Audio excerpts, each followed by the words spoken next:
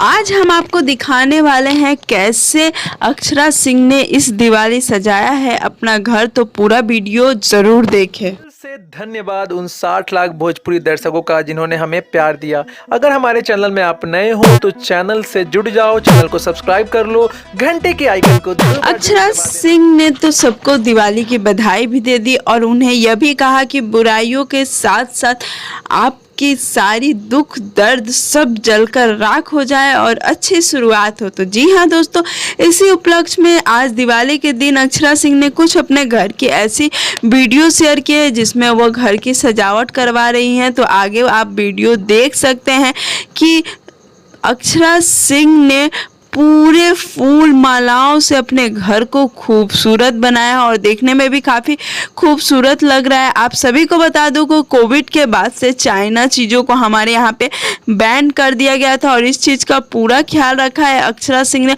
और अक्षरा सिंह के घर की सजावट इतनी खूबसूरत हुई है कि हमें यारी तो आंखें ही ठहर गई थी।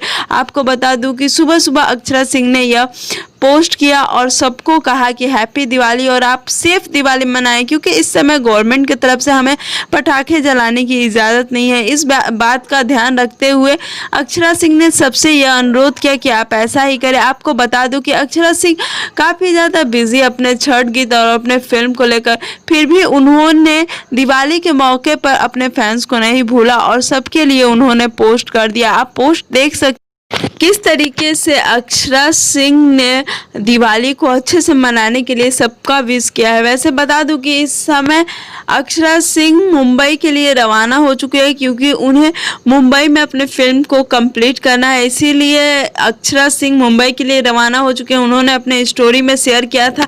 तो अब यह देखना काफ़ी दिलचस्प रहेगा कि मुंबई में आकर वह छठ के कितने धमाके करती हैं। बस आपसे यही अनुरोध है कि जिस तरीके से अक्षरा सिंह अपने फैंस का पूरा ख्याल रखती है, उन्हें बधाइयाँ देती है, वैसे ही हमें उन्हें बधाइयाँ देनी चाहिए। और आपसे अनुरोध है कि अगर आपको हमारा वीडियो अच्छा लगा हो तो लाइक शेयर कमेंट करना बिल्कुल ना भूलें और हमारे चैनल को भी आप ज़रूर सब्सक्राइब कर दें और बेल आइकन को